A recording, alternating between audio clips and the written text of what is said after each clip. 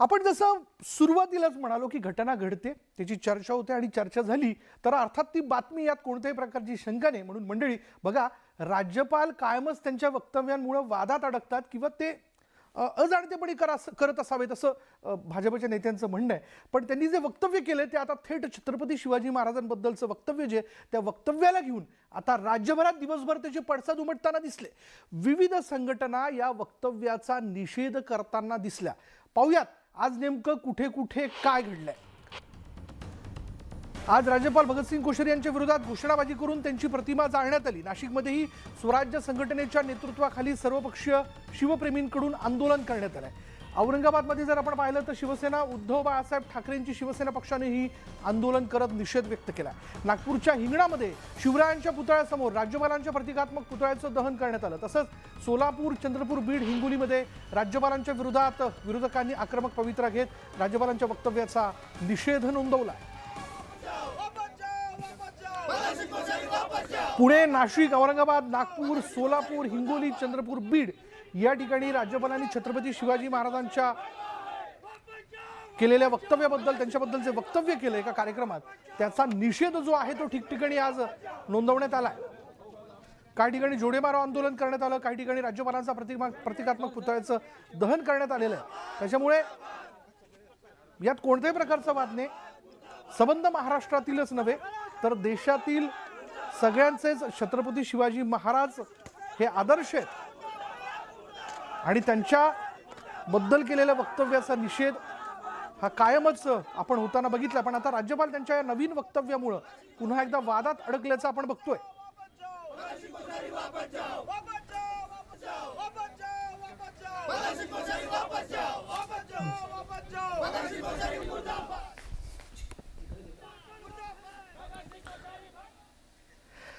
तर राज्यपाल भगतसिंग कोश्यारी यांनी आपण पाहिलं की छत्रपती शिवाजी महाराज यांच्याबद्दलचं वादग्रस्त वक्तव्य केलं.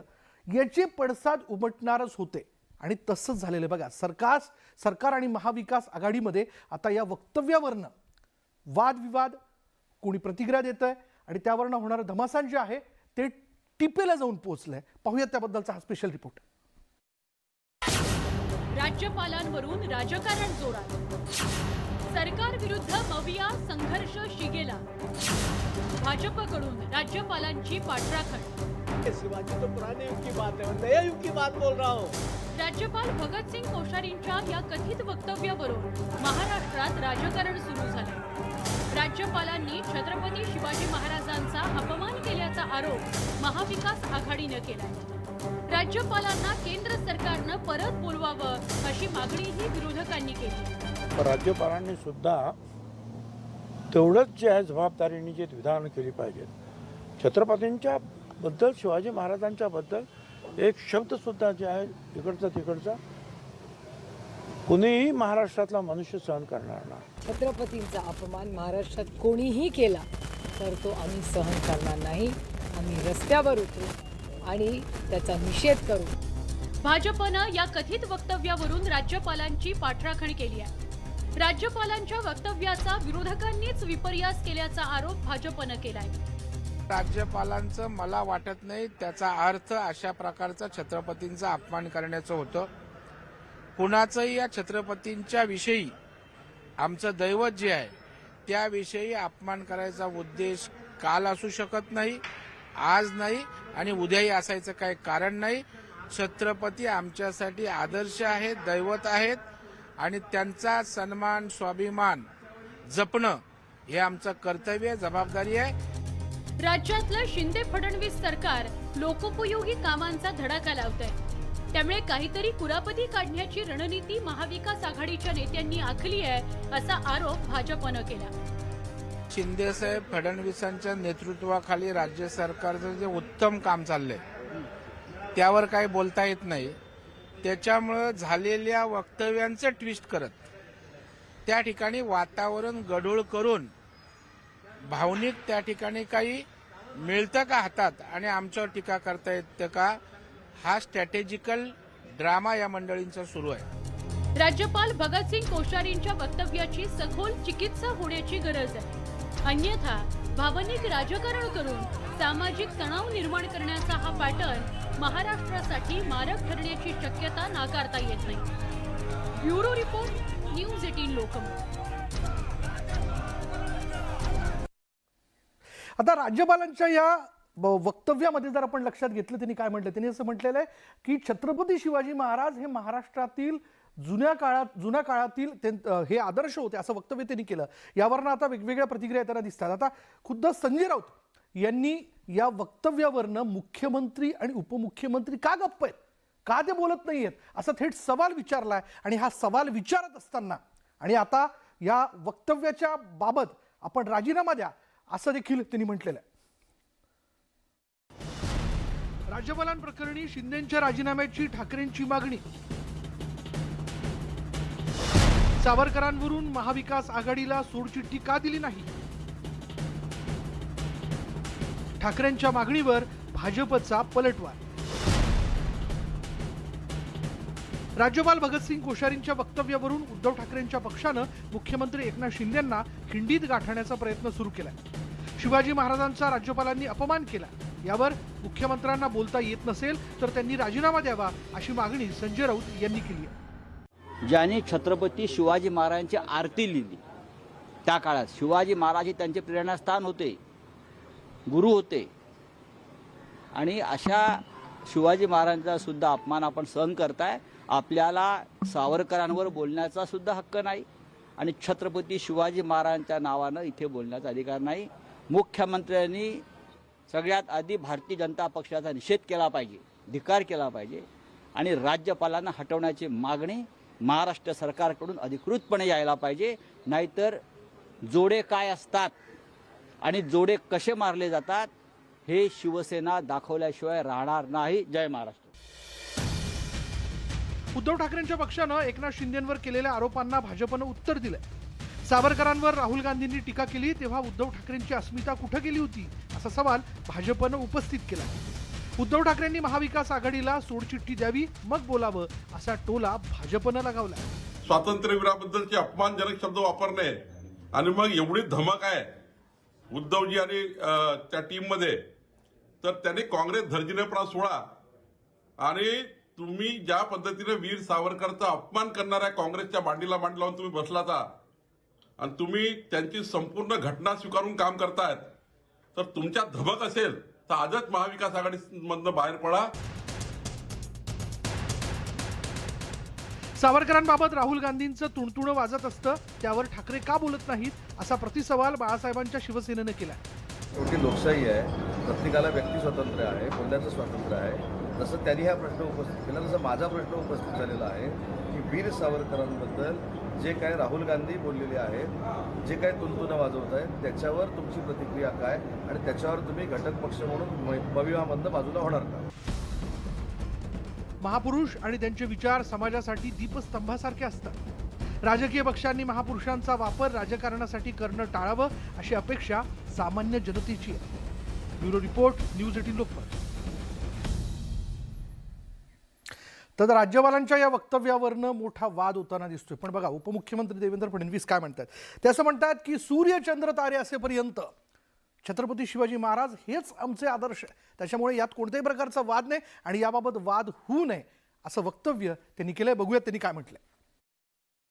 एक गोष्ट स्पष्ट आहे, जोपर्यंत चंद्र आणि सूर्य या पृथ्वीवर आहे तोपर्यंत महाराष्ट्राचे आणि देशाचे आणि आमच्या सगळ्यांचे आदर्श हे छत्रपती शिवाजी महाराजच राहणार आहेत.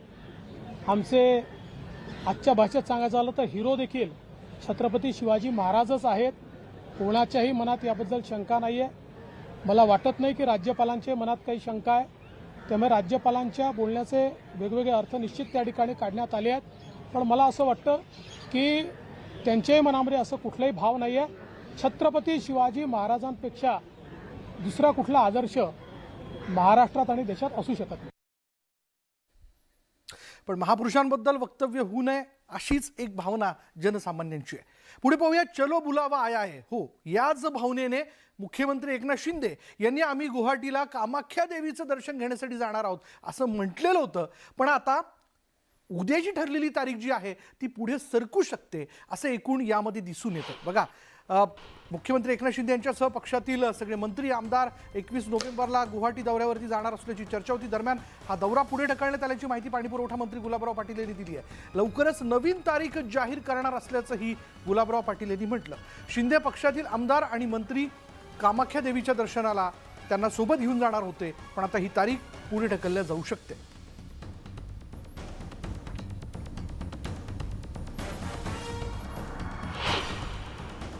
मला असं माहीत पडलं होतं की 21 तारीख त्यांची ठरलेली आहे, पण 21 तारखेला जिल्हा नियोजनाची बैठक असल्यामुळे आम्ही तर जाणार नाही. पण मला असं वाटतं आता आणखी पुन्हा नवीन तारीख येईल अशी माहिती मिळालेली आहे. पण जळगाव जिल्ह्यामध्ये इलेक्शन असल्यामुळे कदाचित जाणं होणार नाही असं मला या ठिकाणी वाटतं आणि बघूया तारीख काय मिळते.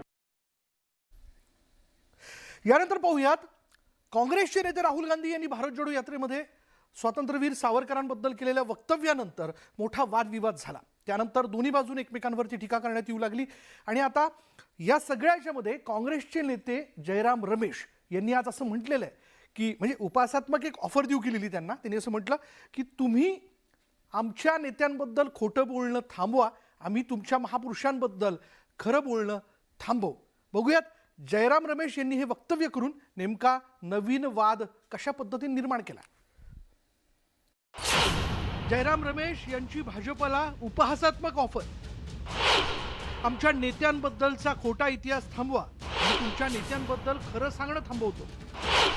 उपहासात्मक ऑफरवरून काँग्रेस भाजपमध्ये जुंपली. गेल्या 13 ते 14 दिवसांपासून राहुल गांधींची भारत जोडो यात्रा महाराष्ट्रात आहे.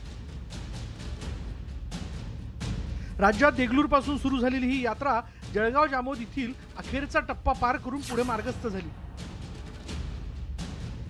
स्वातंत्र्यवीर सावरकरांबाबतच्या विधानावरून राज्यात काँग्रेस विरुद्ध भाजप आणि मित्रपक्ष असा सामना रंगतोय. काँग्रेस आणि विरोधकांमध्ये आरोप प्रत्यारोपांच्या फैरी झडत आहेत. पण हे सुरू असतानाच काँग्रेसचे ज्येष्ठ नेते आणि राष्ट्रीय प्रवक्ते जयराम रमेश यांनी भाजपला एक उपहासात्मक ऑफर देत डिवचण्याचा प्रयत्न केला. बीजेपी और आरएसएस हमारे नेताओं के बारे में झूठ बोलना बंद करेंगे. हम उस दिन उनके नेताओं के बारे में सच बोलना बंद करेंगे. आता जयराम रमेश यांच्या या उपहासात्मक टीकेला भाजपनंही जोरदार प्रत्युत्तर दिलंय. या टीकेमध्येच ते स्वतःचं अपयश कबूल करतात. कारण गुजरातमध्ये काँग्रेसचं अस्तित्व शून्य आहे आणि आता देशभरामध्येच काँग्रेस आता हाताच्या बोटावर मोजण्याइतकी राहिली. यातच जयराम रमेश यांचं विधान की त्यांना होणारा दारुण पराभव दिसतोय हे स्पष्ट होतं. स्वातंत्र्यवीर सावरकरांवर काँग्रेसकडून आणि नेहरू गांधींवर भाजपकडून टीका या आगामी निवडणुकांच्या पार्श्वभूमीवर वाढतच जाण्याची शक्यता आहे. पण या वादात राज्याच्या विकासाच्या विषयांकडे दुर्लक्ष होण्याची भीती आहे. इतिहासावरून वर्तमानातील स्थिती बिघडवणं खरंच योग्य आहे का, हा विचार प्रत्येक पक्षाच्या जाणत्या राजकारण्यांनी करणं गरजेचं आहे. Bureau report, news 18 Lokmat. पुढे पाहूयात, राहुल गांधी आता त्यांच्या भारत जोडो यात्रेमध्ये 2 दिवसांचा ब्रेक घेणार आहे. ब्रेक महत्त्वाचा आहे कारण कारणही तसंच आहे. गुजरातच्या निवडणुका आता जळगावमधल्या जामोदमध्ये महाराष्ट्रातील भारत जोडो यात्रेतला टप्पा ते संपवत आहेत आणि पुढे ते मध्य प्रदेशमध्ये जाणार आहेत. पण तत्पूर्वी प्रचार देखील महत्त्वाचा आहे. पाहूया नेमकं काय घडतंय.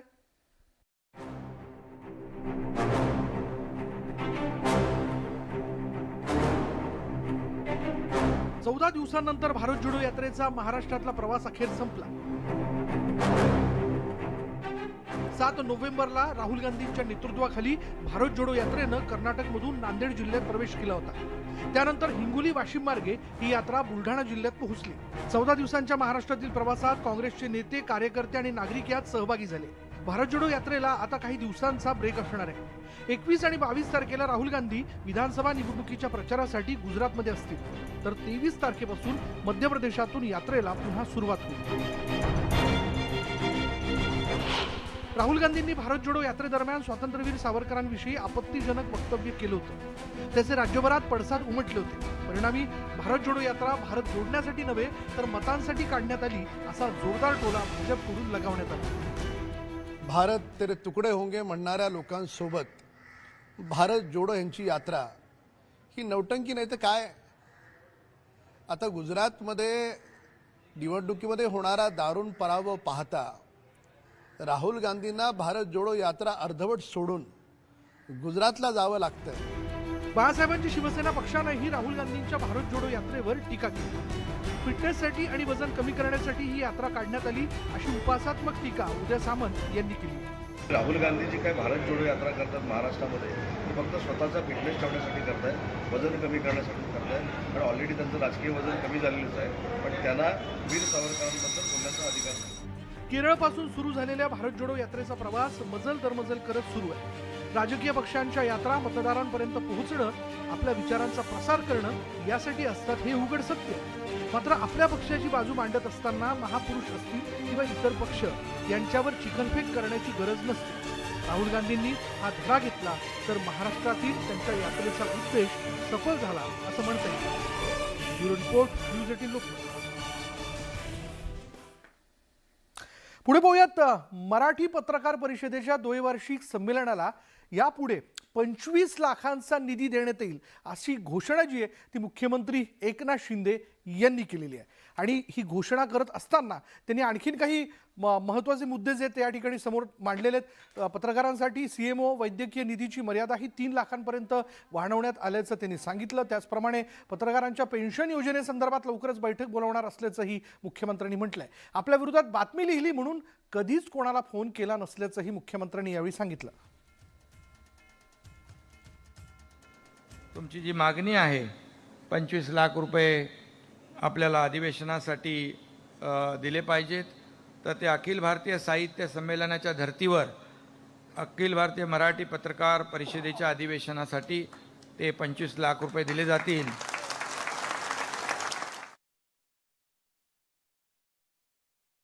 चांगलं काम केलं की आपण चांगलं लिहिता आणि काही त्रुटी राहिल्या त्या देखील सूचना करण्याचा अधिकार आपल्याला नक्कीच आहे. काही लोकांना वाटतं अरे बातमी आपल्या विरोधात आली. माझ्याकडे काही लोक येऊन सांगतात, आमचे लोकप्रतिनिधी असतात, परंतु मला वाटत नाही मी कधी अशा कुठल्याही पत्रकाराला किंवा चॅनलला असं कधी विचारलं नाही की बाबा ही बातमी तुम्ही अशी का दिली. आपण काम करत राहतो. एक हे आपले 2 चाकं असतात, लोकप्रतिनिधी, पत्रकार, लोकशाहीचा 4था स्तंभ. एक अतिशय महत्त्वाचा भाग असलेला ही पत्रकारिता आहे. त्यामुळे नक्की यामध्ये आपण हातात हात घालून काम केलं पाहिजे. आणि तसं बघायला गेलं तर 4 महिन्यापूर्वी महाराष्ट्राला आणि देशातल्या सगळ्यांनाच सर्वात मोठा राजकीय मसाला देण्याचं काम आम्ही केलं. पुढे पाहूयात महाविकास आघाडीच्या आणखीन एका महत्त्वाच्या निर्णयाला कात्री लागण्याची शक्यता आहे. बरं, हा निर्णय आहे EV धोरणाच्या संदर्भातला. EV म्हणजे काय तर इलेक्ट्रिक व्हेकलचं धोरण. प्रदूषण कमी करायचं आहे, अर्थात निसर्गाशी संबंधित सगळी काही वाहन व्यवस्था असली पाहिजे. या अनुषंगाने आता विविध खात्याच्या मंत्र्यांनीच इलेक्ट्रिक व्हेकल वापरण्याच्या संदर्भातच्या धोरणाला नकार देऊ केलेला आहे. अर्थात त्याच्या पाठीमागे त्यांनी कारण दिलेलं आहे की या इलेक्ट्रिक व्हेकलसाठी आवश्यक असणारे चार्जिंग पॉईंट जे आहेत ते खूप कमी आहेत असं त्यांनी यामध्ये पर्यावरण विभागाला दिलेल्या पत्रामध्ये म्हटलेलं आहे. आता आगामी काळात सरकारी ताफ्यासाठी सर्व वाहनं इलेक्ट्रिक वाहनं घेण्याचं हे धोरण होतं. मात्र इलेक्ट्रिक चार्जिंग स्थानकांची संख्या अपुरी असल्याचं कारण पुढे करत मंत्र्यांनी या EVला नकार दिल्याची माहिती आहे. त्यामुळे महाविकास आघाडी सरकारचा आणखीन एक निर्णय जो आहे तो शिंदे फडणवीस सरकारकडून रद्द केल्याची चर्चा आहे.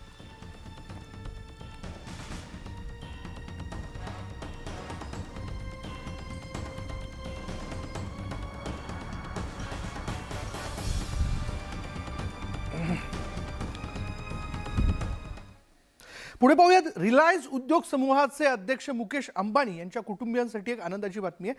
मुकेश अंबानी यांच्या सुपुत्री यांना जुळी मुलं झालेली आहेत. एक मुलगा झाला, एक मुलगी झाली आहे. त्याच्यामुळे त्यांच्या कुटुंबामध्ये मोठ्या आनंदाचं वातावरण आहे. मुकेश अंबानी आजोबा झालेत. त्यांची मुलगी ईशा अंबानींना एक मुलगा आणि एक मुलगी त्या जुळ्यांना त्यांनी जन्म दिलेला आहे. त्यामुळे अंबानी आणि पिरामल कुटुंबियांमध्ये सध्या आनंदाचं वातावरण आहे. 12 डिसेंबर 2018 रोजी ईशा अंबानीचं लग्न पिरामल ग्रुपचे आनंद पिरामल यांच्याशी झालं होतं. शनिवारी ईशा अंबानींनी जुळ्या बाळांना जन्म दिला. मुलांचं नाव जे आहे ते आदिया, मुलीचं नाव जे आहे ते आदिया आणि मुलाचं नाव कृष्णा असं ठेवण्यात आलंय.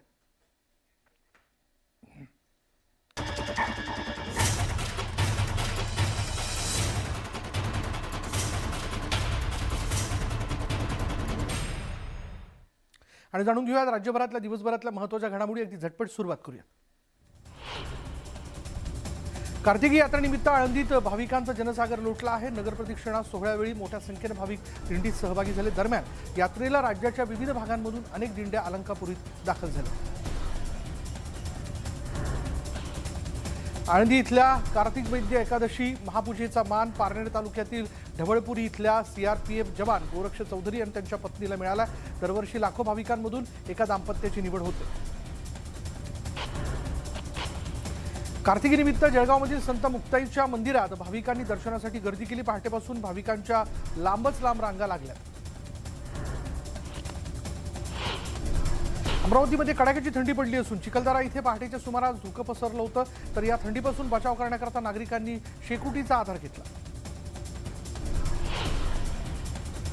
अहमदनगर जिल्ह्यातील तापमानाचा पारा 12 अंश सेल्सिअसवर गेलाय. थंडीपासून बचाव करण्याकरता नागरिक शेकोटीचा आधार घेत आहेत. तर पुढील दिवसात तापमानात आणखी घट होण्याचा अंदाज वर्तवण्यात आला.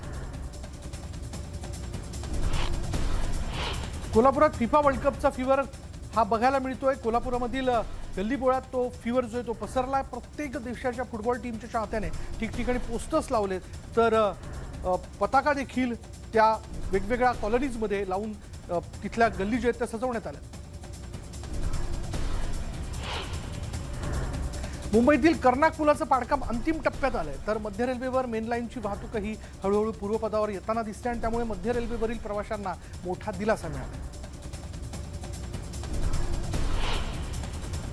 बीड जिल्हा हिवताप अधिकारी कार्यालयातून बनावट प्रमाणपत्र घेणाऱ्या 69 जणांवर गुन्हे दाखल करण्यात आलेले. तर बनावट प्रमाणपत्र देणाऱ्या आरोग्य विभागातील तिघांना केवळ कारणे दाखवा नोटीस बजावण्यात आली आणि त्यामुळे कारवाई करताना आरोग्यमंत्र्यांकडून दुजाभाव केला जात असल्याचा गंभीर आरोप होतोय.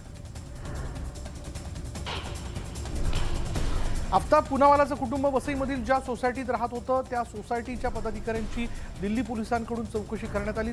पोलिसांकडून सध्या आफताबच्या कुटुंबाचा शोध सुरू आहे. तर दुसरीकडे काही महिन्यांपूर्वीच त्याच्या कुटुंबियांना खुनाची कल्पना असल्याची चर्चा सध्या सर्वत्र सुरू आहे. ATM कार्डची अदलाबदल करून मजुराच्या खात्यातील 42,000 रुपयांवरती डल्ला मारल्याची घटना जी ती बीडमध्ये घडलेली आहे. ATM कार्डची अदलाबदल करणारे 2 भामटे जे ते CCTV कॅमेऱ्यात कैद झाले. त्यांच्या विरोधात माजलगाव शहर पोलीस ठाण्यात गुन्हा दाखल करण्यात आला. खोपोलीमध्ये सायरस टाटा पॉवर परिसरात एक मिनी बस उलटली. कार्लाहून येत असताना या गाडीचे ब्रेक फेल झाले आणि बसचा अपघात झालेला आहे. यात 8 ते 10 प्रवासी जखमी झाले असून एकाची प्रकृती चिंताजनक आहे. वाढवण बंदर विरोधी कृती समितीने उद्धव ठाकरेंची भेट घेतली आणि यावेळी आझाद मैदानावरील महामोर्चाला उद्धव ठाकरेंनी पाठिंबा असल्याचं जाहीर केलं. पुणे विद्यापीठाच्या सिनेट निवडणुकीत राडा झाला. मॉडर्न कॉलेजमधील मतदान केंद्राशेजारी शाळा आहे. इथं काही शिक्षक मत पावत्या वाटत होते आणि हे नियमबाह्य असल्याचा आरोप करत महाविकास आघाडीच्या उमेदवाराने आक्षेप घेतला. संत गाडगेबाबा अमरावती विद्यापीठाची सिनेटसाठी मतदान जे ते पार पडलेलं आहे. 37 जागांसाठी एकूण 206 उमेदवार रिंगणात असून 22 नोव्हेंबरला मतमोजणी होणार आहे. पंढरपुरात तीर्थक्षेत्र विकास आराखड्याअंतर्गत होणाऱ्या कॉरिडॉरमध्ये हजारो लोकांची घरं आणि दुकानं बाधित होणार आहेत. या पार्श्वभूमीवर स्थानिक नागरिकांनी आमदार शहाजी बापू पाटील यांची भेट घेऊन पंढरपूरचा विकास हा घरदार न पाडता सरकारी जागांवर करावा अशी मागणी केली आहे. सांगलीत कृष्णा नदीत सांडपाणी सोडल्यानं नदीची गटारगंगा झाली. कोर्टाने दंड ठोठावलाय. मात्र तरीही महापालिका प्रशासनाकडून कोणत्याही ठोस उपाययोजना करण्यात आलेल्या नाहीये. भुसावळ शहरातील अप्सरा टॉवर चौकात असलेल्या दुकानांसमोरील वाहनं हटवून त्या ठिकाणी हातगाडी धारकांना जागा देण्यात आली आहे. या प्रकारामुळे व्यापारी संतप्त झाले असून त्यांनी 3 दिवसांसाठी दुकानं बंद ठेवण्याचा निर्णय घेतला. मंत्री सुरेश खाडे सहकुटुंब पंढरपूरमधील विठ्ठल रुक्मिणीचं दर्शन त्यांनी घेतलेलं आहे. पंढरपूरचा विकास आराखडा कोणत्याही परिस्थितीत राबवणार असल्याची माहिती सुरेश खाडेंनी यावेळी दिली. तर VIP कल्चर सांभाळण्यासाठी कॉरिडॉर करणार का असा संतप्त सवाल पंढरपूरकर उपस्थित करतात. नंदुरबार शहरातील DR हायस्कूलमध्ये बाल विज्ञान परिषदेचं आयोजन करण्यात आलं. विद्यार्थ्यांमध्ये वैज्ञानिक दृष्टिकोन निर्माण व्हावा यासाठी भारत सरकारच्या माध्यमातून या विज्ञान परिषदेचं आयोजन करण्यात आलंय. 268 पैकी 16 प्रकल्पांची राज्यस्तरीय स्पर्धेसाठी निवड होणार आहे. परभणीमध्ये हिंदू धर्मरक्षण संघटनेकडून मूकमोर्चा काढण्यात आला. श्रद्धा वालकरला श्रद्धांजली वाहत लव जिहाद विरोधी कायदा करण्याची मागणी आंदोलकांनी केली. 10 वर्षीय बालिकेवर अत्याचार झाल्याच्या निषेधार्थ वर्ध्यात मोर्चा काढण्यात आला आणि या प्रकरणी आरोपीला अटक करण्यात आलेली आहे. त्याला कठोर शिक्षा मिळावी या मागणीसाठी हे आंदोलन करण्यात आलं. अमरावतीच्या बडनेरा पोलीस ठाण्यामध्ये भाजपनं ठिय्या आंदोलन केलं. लव जिहाद प्रकरणाला 10 दिवस उलटूनही मुलगी बेपत्ता असल्यानं हे आंदोलन करण्यात आलं. नांदेड जिल्ह्यामध्ये महावितरणकडून कृषी पंप धारकांकडून वीज बिल वसुली सुरू करण्यात आली आहे. 13 लाख शेतकऱ्यांकडे साधारण 837 कोटींची थकबाकी आहे. दरम्यान अतिवृष्टीनंतर पीक विम्याची रक्कम मिळाली नाही तर थकबाकी कशी भरणार असा सवाल शेतकऱ्यांनी उपस्थित केला. बुलढाण्यामध्ये रविकांत तुपकरांच्या आंदोलनानंतर महावितरणने एका रात्रीत 10 ट्रान्सफॉर्मर जे ते बदलले. ट्रान्सफॉर्मर बंद असल्याने शेतकऱ्यांचं नुकसान होतंय. त्यामुळे तुपकरांनी महावितरण कार्यालयासमोर आंदोलन केलं. बीडच्या गेवराईत विना नोटीस वीज तोडणी केल्यानं महावितरणाविरोधात स्वाभिमानी शेतकरी संघटना आक्रमक झाली आहे. विद्युत महावितरण कार्यालयासमोर स्वाभिमानीच्या कार्यकर्त्यांनी ठिय्या आंदोलन केलं. तात्काळ वीज कनेक्शन जोडा अशी मागणी यावेळी करण्यात आली. अमरावतीच्या तिवसा तालुक्यातील गुरुकुंज मोझरी 4 दिवसांपासून शेतकऱ्यांचं मुक्काम आंदोलन सुरू आहे. मोझरी उपसा सिंचन प्रकल्पाचं पाणी मिळत नसल्याचा आरोप करत 17 नोव्हेंबरपासून शेतकऱ्यांनी हे आंदोलन पुकारलं. अहमदनगरच्या संगमनेर तालुक्यातील माळेगाव पठार इथल्या शेतकऱ्याने 1 एकर जागेत कोथिंबीरचं पीक घेतलं होतं. मात्र कोथिंबीर काढणीला आली असतानाच भाव गडगडले. त्यामुळे हताश शेतकऱ्याने आपल्या शेतातील कोथिंबीर जनावरांना खायला घातली. औरंगाबादच्या सायगावमध्ये शेतात वेचणी करून ठेवलेल्या कापसाची चोरी झाली. तब्बल 17 क्विंटल कापूस चोरीला गेल्यानं शेतकरी दत्तात्रय आस्वार यांचं 1 लाखांचं नुकसान झालं.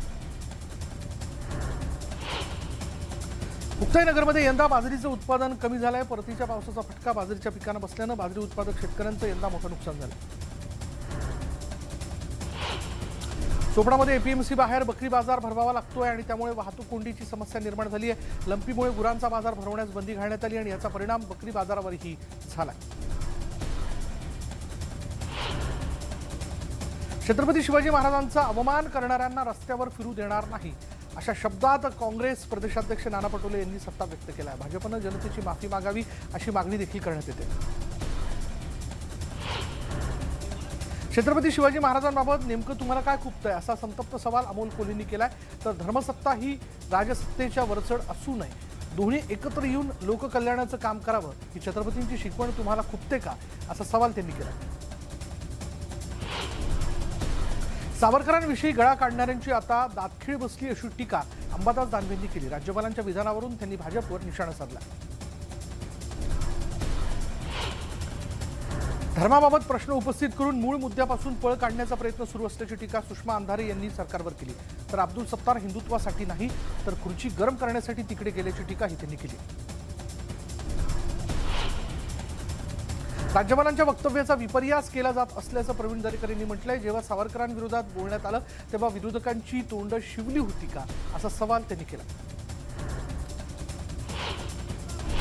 पुण्यातील ससाणे नगर भागात मराठा क्रांती ठोक मोर्चानं छत्रपती शिवाजी महाराज यांच्या पुतळ्यास दुग्धाभिषेक करून पुष्पहार अर्पण केला आणि शिवरायांविरोधात बेताल वक्तव्य करणाऱ्या भाजपच्या सुधांशू त्रिवेदी आणि राज्यपालांचा निषेध करण्यात आला. छत्रपती शिवाजी महाराजांबद्दल राज्यपालांनी केलेल्या वक्तव्याचा नागपुरात मनसेनं जोरदार निषेध केला. हिंगणामध्ये शिवरायांच्या पुतळ्यासमोर राज्यपालांच्या प्रतिकात्मक पुतळ्याचं दहन करण्यात आलं. हिंगोलीच्या सेनगावमध्ये शहरामध्ये शिवसेना उद्धव बाळासाहेब ठाकरे पक्षाच्या पदाधिकाऱ्यांनी राज्यपाल भगतसिंग कोश्यारी यांच्या विरोधात निदर्शनं केली. यावेळी आंदोलकांनी राज्यपालांचा प्रतिकात्मक पुतळा जाळण्याचा प्रयत्न केला परंतु पोलिसांनी हा पुतळा हिसकावून घेतला. राज्यपाल वारंवार अशा प्रकारची वक्तव्य का करतात असा सवाल भुजबळ यांनी केलाय. तर महाराष्ट्रातील जनतेच्या संयमाचा अंत पाहू नका असा इशारा छगन भुजबळ यांनी दिला. रोहित पवार यांनी राज्यपालांच्या विधानावर संतप्त प्रतिक्रिया दिली. राज्यपालांनी केलेली विधानं निषेधार्ह आहेत आणि त्यांची वैचारिक पातळी कमी झाल्याचं रोहित पवार म्हणाले. बीडमध्ये राज्यपाल कोश्यारींविरोधात समाज ब्रिगेडनं निदर्शनं केली. राज्यपालांच्या शिवरायांसंदर्भातल्या वक्तव्याचा निषेध करत जोरदार घोषणाबाजी करण्यात आली. राज्यपाल कोश्यारींचा निषेध करत औरंगाबादमध्ये मनसेनं आंदोलन केलं. राज्यपालांनी पुन्हा वादग्रस्त वक्तव्य केल्यास त्यांना मनसे काय आहे हे दाखवून देऊ असा इशारा देण्यात आला. राज्यपाल कोश्यारींच्या शिवाजी महाराजांबाबतच्या वक्तव्याचा काँग्रेसनं निषेध केलाय. पुण्यातील लाल महाल इथे राज्यपाल कोश्यारींविरोधात निदर्शनं करण्यात आली. राहुल गांधींच्या भारत जोडो यात्रेचा समारोप बुलढाण्यातील जळगाव जामोद इथे होणार आहे. यासाठी यात्रेच्या मार्गावर महिला पुष्पवृष्टीसाठी दाखल झाल्या असून ढोल ताशांच्या गजरात यात्रेचं स्वागत केलं जाणार.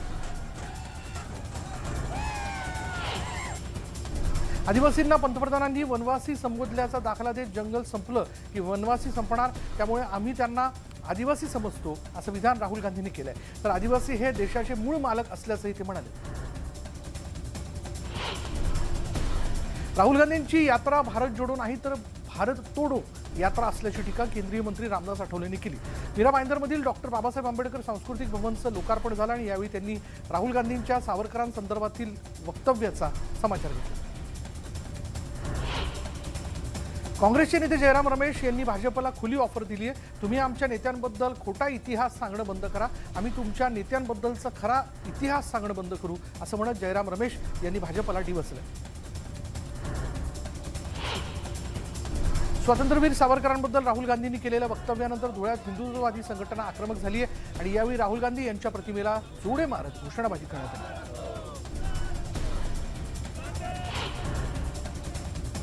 पॉलिटिकल आणि पोलीस दबावातून एखाद्याचं आयुष्य उद्ध्वस्त केलं जात असल्याचा आरोप जितेंद्र आव्हाड यांनी सरकारवर केला. दरम्यान आम्ही लढा देण्यास सज्ज असल्याचा इशाराही त्यांनी सरकारला दिला.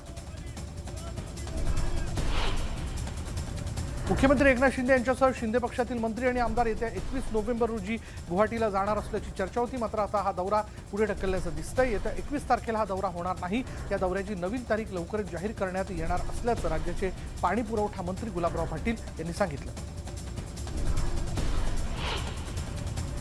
पंढरपुरातील विश्रामगृहातील चौकीदाराला आमदार संतोष बांगर यांच्या कार्यकर्त्यांनी शिवीगाळ आणि मारहाण केल्याची धक्कादायक घटना समोर आली. रूमबाबत वरिष्ठांशी संपर्क साधा असं चौकीदाराने सांगितल्याने त्याला बांगर यांच्या कार्यकर्त्यांनी मारहाण केली.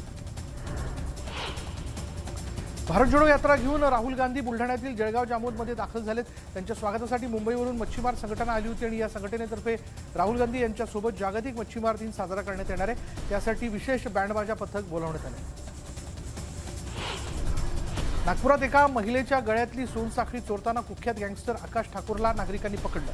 2015 मध्ये नागपूर मध्यवर्ती कारागृहातून आकाश ठाकूर पळून गेला होता. तेव्हापासून तो फरार होता. धंतोली परिसरात एका महिलेच्या गळ्यातून चैन चोरण्याच्या प्रयत्नात असलेल्या ठाकूरला नागरिकांनी पकडून पोलिसांच्या ताब्यात दिलं. लातूर शहरात बाईक चोरणाऱ्या तिघांना स्थानिक गुन्हे शाखेच्या विशेष पथकाने ताब्यात घेतले. त्यांच्याकडून शहरातील 8 दुचाकी आणि 4 मोबाईल असा एकूण 3,30,000 रुपयांचा मुद्देमाल जप्त करण्यात आला. बीड जिल्ह्यात वाढती गुन्हेगारी चिंतेचा विषय झाला. गेल्या 10 महिन्यांमध्ये 41 सरकारी कर्मचाऱ्यांवर हल्ले झाले. त्यांनी यात 16 पोलीस कर्मचारी आणि त्या खालोखाल महावितरण एसटी कर्मचाऱ्यांचा नंबर लागतो. त्यामुळे गुन्हेगारांवर पोलिसांचा वचक पुरला नाही का असा सवाल उपस्थित केला जातो.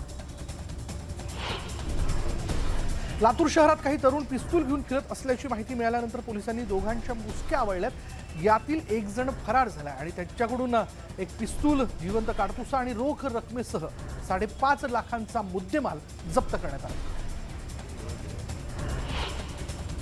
येवल्याच्या राजापूर इथं शेतातील 34 क्विंटल मका चोरीला गेल्याचं समोर आलंय. सीताराम दराडे घराला कुलूप लावून बाहेरगावी गेले असता चोरट्यांनी मक्याची चोरी केली.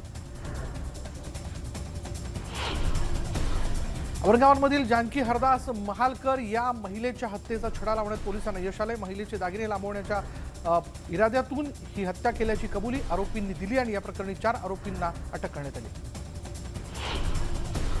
यवतमाळमध्ये गेल्या 9 महिन्यांपासून व्यक्ती बेपत्ता होण्याचं प्रमाण वाढलं असून या व्यक्तींचा शोध घेण्यासाठी पोलीस अधीक्षकांनी ॲक्शन प्लॅन तयार केला. आतापर्यंत 791 जणांचा शोध घेऊन त्यांना त्यांच्या कुटुंबियांकडे स्वाधीन करण्यात आले, तर 446 जणांचा शोध अजूनही सुरू आहे. सराफा दुकानात काम करणाऱ्या बंगाली कामगाराने दुकानातील दागिन्यांवर डल्ला मारण्याची घटना सांगलीच्या गणपती पेठमध्ये घडली. सांगली शहर पोलिसांनी या कामगाराला नांदेडमधून अटक केली असून 9,25,000चे दागिने जप्त करण्यात आले. अल्पवयीन गतिमंद मुलीला मारहाण करून जीवे मारण्याची धमकी देणाऱ्या तरुणाला न्यायालयाने 5 वर्षांच्या कारावासाची शिक्षा सुनावली आहे. 2017मध्ये लाखांदूरच्या मोहराणामध्ये घडलेल्या घटनेवर भंडारा न्यायालयाने हा निर्णय दिला. अहमदनगरमध्ये गोमांस वाहतूक करणाऱ्यांवर पोलिसांनी कारवाई केली. टेम्पोमधून गोमांस विक्रीसाठी जात असल्याची माहिती मिळताच पोलिसांनी हा टेम्पो जप्त करत तिघांना ताब्यात घेतलं. भंडाऱ्याच्या सुंदर टोलामध्ये वाघाची शिकार करून अवयवांची विक्री करणाऱ्या दोघांना वनविभागाने अटक केली आहे. या कारवाईत 2 सुळे दात, 15 वाघ नख आणि अन्य अवयव जप्त करण्यात आले. वसई भुईगावमध्ये वृद्ध दाम्पत्याचं घर आगीत बेचिराग झालं. सुदैवानं या आगीत कोणतीही जीवितहानी झालेली नाही, मात्र राहतं घर आगीत भस्मसात झाल्यानं हे दाम्पत्य उघड्यावर आले. नाशिकमध्ये एका मद्यधुंद चालकानं अनेक गाड्यांना धडक दिली होती. यात 4 जण जखमी झाले असून यापैकी 2घांची प्रकृती गंभीर आहे. हा चालक प्राध्यापक असून खोकला झाल्यानं ब्रँडीची अख्खी बाटलीच त्याने रिसवल्याची कबुली दिली. कल्याणच्या कैलासनगर भागातील एका घराला अचानक आग लागली. दरम्यान आगीची माहिती मिळताच अग्निशमन दलाच्या जवानांनी घटनास्थळी धाव घेत आगीवर नियंत्रण मिळवलं, मात्र यात घरातील साहित्य जळून खाक झाले. 272 तोफांची सलामी देत बीडच्या आष्टी शहरात टिपू सुलतान यांची 272वी जयंती साजरी करण्यात आली. यावेळी ईदगाह मैदानावर टिपू सुलतान यांची प्रतिमा रांगोळीच्या माध्यमातून रेखाटण्यात आली. रत्नागिरीच्या खेडमधील आयनी रेमजेवाडी गावातील पार्वती रेमजे या आजींनी नुकतीच वयाची 110 वर्ष पूर्ण केली. आजही त्या ठणठणीत आहेत. कानांनी थोडं कमी ऐकू येत असलं तरी डोळ्यांना चष्मा काही लागलेला नाही. साधं शाकाहारी जेवणच आपल्या दीर्घायुष्याचं रहस्य असल्याचं त्या सांगतात.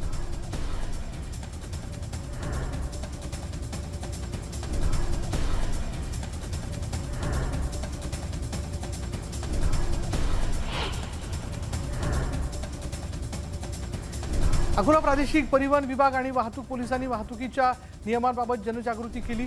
रस्ते वाहतूक बळींच्या जागतिक स्मृती दिनानिमित्त हा उपक्रम राबवण्यात आला.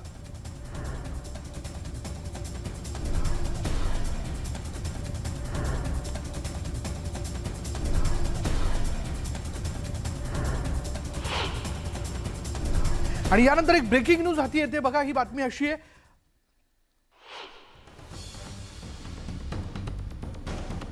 महाराष्ट्र केसरी यंदा अहमदनगरमध्ये पार पडणार आहे. आता क्षणाची ब्रेकिंग न्यूज आपण बघतोय. ज्या महाराष्ट्र केसरी स्पर्धेबद्दल मोठी उत्सुकता असते, डिसेंबरच्या 2ऱ्या आठवड्यात ही स्पर्धा जी आहे ती पार पडू शकते, तशी शक्यता आहे. महाराष्ट्र केसरी यंदा अहमदनगरमध्ये पार पडते. त्यामुळे यंदाचा महाराष्ट्र केसरी कोण होणार, कारण या स्पर्धेसाठी वर्षभर मल्ल जे आहेत ते मोठा सराव करतात, स्वतःची तयारी करत असतात. शारीरिक आणि मानसिक पातळीवर ही सगळी तयारी जी आहे ती या स्पर्धेसाठी खास केली जाते. महाराष्ट्र केसरी हे बिरुद आपल्या नावापुढे लावण्यासाठी, हा मान मिळवण्यासाठी, त्यातली गदा मिळवण्यासाठी म्हणून मोठ्या प्रमाणात तयारी सुरू असते. आणि त्यामुळे ही स्पर्धा जी आहे ती यंदा अहमदनगरमध्ये होणार आहे. महाराष्ट्र कुस्तीगीर परिषदेच्या बैठकीत हा निर्णय झाला. डिसेंबरच्या 2ऱ्या आठवड्यात स्पर्धा होण्याची शक्यता असून लवकरच या संदर्भात तारखा ज्या आहेत त्या जाहीर केल्या जातील.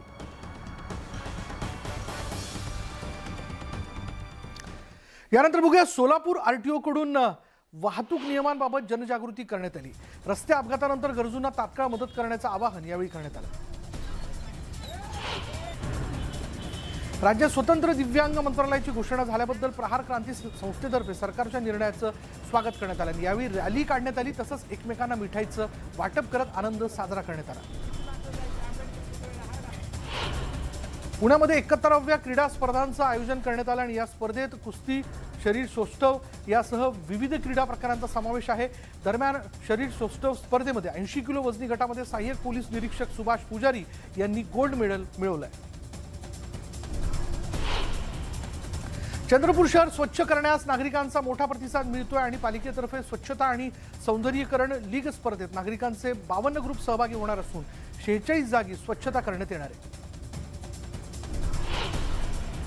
रिलायन्स उद्योग समूहाचे अध्यक्ष मुकेश अंबानी यांच्या कुटुंबियांसाठी एक आनंदाची बातमी अशी आहे की त्यांची मुलगी ईशा अंबानींना एक मुलगा आणि एक मुलगी अशा जुळ्या बाळांना तिनं जन्म दिला आणि त्यामुळे अंबानी आणि पिरामल कुटुंबियांमध्ये सध्या आनंदाचं वातावरण आहे. राहुल गांधी 2 दिवसीय गुजरात दौऱ्यावरती जाणार आहेत. गुजरात निवडणूक प्रचारासाठी राहुल गांधी रवाना होणार आहेत. 23 तारखेनंतर पुन्हा भारत जोडो यात्रेत राहुल गांधी सहभागी होतील. उपराष्ट्रपती जगदीप धनकर कतार दौऱ्यावरती रवाना झालेत. कतारमध्ये फिफा वर्ल्ड कपमध्ये भारताचं प्रतिनिधित्व करण्यासाठी जगदीप धनकर रवाना झालेत. पंतप्रधान नरेंद्र मोदी गुजरात दौऱ्यावरती आहेत. त्यांनी सोमनाथ मंदिराला भेट दिली आणि या ठिकाणी मोदींनी पूजा केली. गोव्यात 53व्या भारतीय आंतरराष्ट्रीय चित्रपट महोत्सवाला सुरुवात झाली. देशविदेशातील कलाकार, दिग्दर्शक आणि चित्रपटप्रेमींनी गोव्यात हजेरी लावली. अमेरिकेतील कोलोराडो स्प्रिंगमधील समलैंगिक नाईट क्लबमध्ये गोळीबार झाला. ट्रान्सफोबियामुळे खून झालेल्या व्यक्तीच्या स्मरणार्थ दरवर्षी ट्रान्सजेंडर डे ऑफ रिमेंबरन्स साजरा केला जातो आणि या कार्यक्रमात एका माथे फिरून बेछूट गोळीबार केला. यात अनेक जण जखमी झाल्याची माहिती आहे. भारत विरुद्ध न्यूझीलंड यांच्यात माउंट मॉंगनुई इथे बे ओव्हल क्रिकेट ग्राउंडवर झालेल्या सामन्यात भारताने 65 धावांनी विजय मिळवला. न्यूझीलंडचा संघ 126 धावांमध्ये सर्वबाद झाला. बंगाली अभिनेत्री अँड्रिला शर्माचं निधन झालंय. तिनं वयाच्या 24व्या वर्षी अखेरचा श्वास घेतला. ब्रेन स्ट्रोक आणि हृदयविकाराच्या झटक्याने कोलकाता इथल्या रुग्णालयात उपचारादरम्यान अँड्रिलाचा मृत्यू झाला. अभिनेता रणवीर सिंगनं अलीकडेच Filmfare Middle East Achievers Night 2022ला हजेरी लावली. यावेळी त्याला सुपरस्टार ऑफ द डिकेड पुरस्कारानं सन्मानित करण्यात आलं. पुरस्कार स्वीकारताना रणवीर भावूक झाला होता. बॉलिवूड अभिनेता आमिर खानची लेक आयरा खानचा नुकताच साखरपुडा पार पडला. साखरपुड्यात परफेक्शनिस्ट खूप आनंदी दिसून आला आणि त्याचा डान्स करतानाचा एक भन्नाट व्हिडिओ सध्या व्हायरल होतोय. आणि यानंतर मुलुक महाराष्ट्रामध्ये इथेच थांबणार आहोत. पहा फक्त न्यूज 18 लोकमत.